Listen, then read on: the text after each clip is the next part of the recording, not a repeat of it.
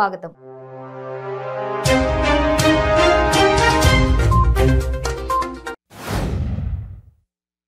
సికింద్రాబాద్లోని MG రోడ్లో గల మహాత్మా గాంధీ విగ్రహం వద్ద పెంచిన గ్యాస్ ధరలు తగ్గించాలని మంత్రి తలసాని ఆధ్వర్యంలో ధర్నా నిర్వహించారు. అనంతరం కట్టెల పొయ్యిపై వంట చేసి నిరసన వ్యక్తం చేశారు. శ్రీ చైతన్య కళాశాల నర్సింగ్ బ్రాంచ్లో యాజమాన్యం ఒత్తిడి వల్ల ఆత్మహత్య చేసుకున్న విద్యార్థి సాత్విక్ మృతిపై సమగ్ర విచారణ జరిపించాలని ఎంపీ కోమటిరెడ్డి ఆందోళనకు దిగారు. యాజమాన్యంపై చర్యలు తీసుకోవాలని డిమాండ్ చేశారు. పోలీసుల తీరుపై కోమటిరెడ్డి ఆగ్రహం వ్యక్తం చేశారు. Mega engineering and infrastructure limited Tirumala Tirupati సందర్శించే భక్తుల సౌకర్యార్థం తిరుమల తిరుపతి దేవస్థానానికి ఉచితంగా అందించే ఎలక్ట్రిక్ బస్సుల నమూనా సిద్ధమైంది. ఎంజీఐఎల్ గ్రూప్ అనుబంధ కంపెనీకి ఒలెక్ట్రా గ్రీన్ టెక్ లిమిటెడ్ ఈ బస్సులను హైదరాబాద్ సమీపంలోని తన ప్లాంట్లో తయారు చేస్తోంది. అల్లూరు జిల్లా మొండిగెడ్డ పంచాయతీ కోటకొండ గ్రామంలో భార్యను భర్త నాటు తుపాకీతో కాల్చి చంపాడు.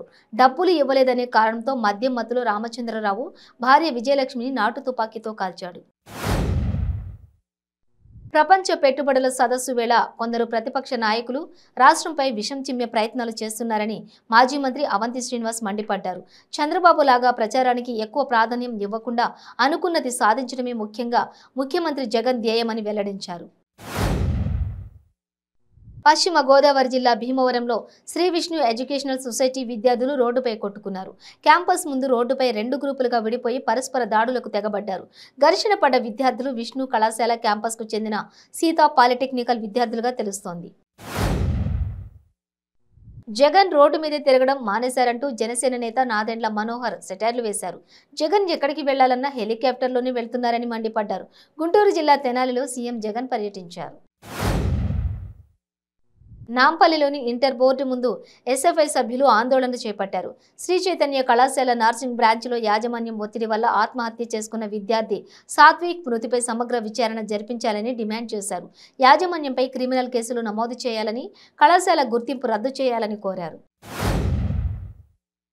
గ్యాస్ ధరలను పెంచి మహిళలపై మోయలేని భారాన్ని మోడీ ప్రభుత్వం వేసింది అని టీఆర్ఎస్ నాయకులు మండిపడ్డారు. పెంచిన గ్యాస్ ధరలను వెంటనే తగ్గించాలని కోరుతూ KPHP division corporator Mandadi Srinivas ఆధ్వర్యంలో టీఆర్ఎస్ నాయకులు, మహిళలు జేఎన్టీయూ రోడ్లో పెద్ద ఎత్తున ఆందోళన నిర్వహించారు. మేడ్చల్ జిల్లా ఫిర్జాదిగూడ మున్సిపల్ కార్పొరేషన్ పరిధిలో మేయర్ జక్క వెంకటరెడ్డి ఆధ్వర్యంలో ప్రధాని నరేంద్ర మోడీ దిష్టిబొమ్మను దహనం చేశారు. ఈ సందర్భంగా వారు మాట్లాడుతూ పేద ప్రజలను అడ్డి విరిచే విధంగా మోడీ ప్రభుత్వం వ్యవహరిస్తుందన్నారు. గ్యాస్ ధర పెంపునకు నిరసనగా సూర్యాపేట జిల్లా నేరేడుచెర్ల మండల కేంద్రంలో వినూత్న నిరసన చేపట్టారు. కోదాడ జొచ్చెర్ల హైవేపై మున్సిపల్ వైస్ చైర్మన్ చెల్ల శ్రీలత ఆధ్వర్యంలో కట్టెల పొయ్యిలతో వంటలు చేస్తూ గ్యాస్ సిలిండర్ల చుట్టూ మహిళలు బతుకమ్మ ఆడారు. ప్రభుత్వ విద్యా సంస్థలో కనీస వసతులపై హైకోర్టు ఆగ్రహం వ్యక్తం చేసింది.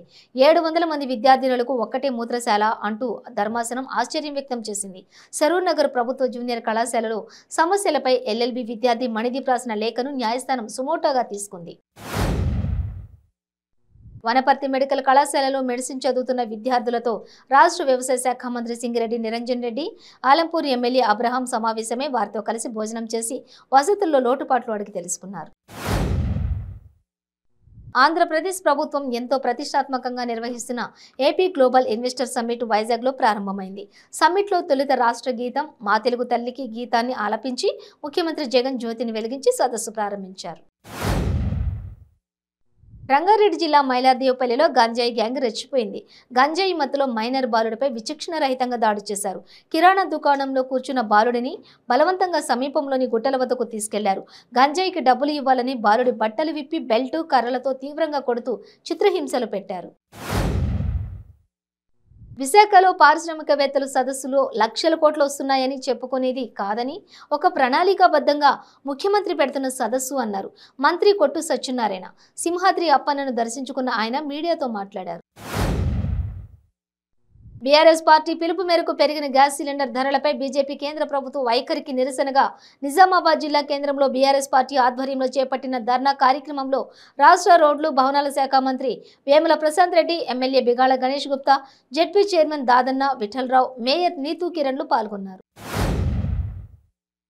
ప్రజా సమస్యల సత్వర పరిష్కారం కోసం ప్రతి నెల 2, 16 తేదీల్లో మెదక్ ఎమ్మెల్యే అధికారులతో కలిసి క్యాంపు కార్యాలయంలో మీకోసం కార్యక్రమాన్ని నిర్వహిస్తున్నారు. ఇందులో భాగంగా క్యాంపు కార్యాలయంలో నిర్వహించిన మీకోసం కార్యక్రమానికి ప్రజల నుంచి చక్కటి స్పందన లభించింది. విశాఖ ఎయిర్పోర్ట్లో నూతనంగా ఏర్పాటు చేసిన హెల్ప్ డెస్క్ కౌంటర్ను ఆంధ్రప్రదేశ్ సాంస్కృతిక పర్యాటక శాఖ మంత్రి రోజా ప్రారంభించారు.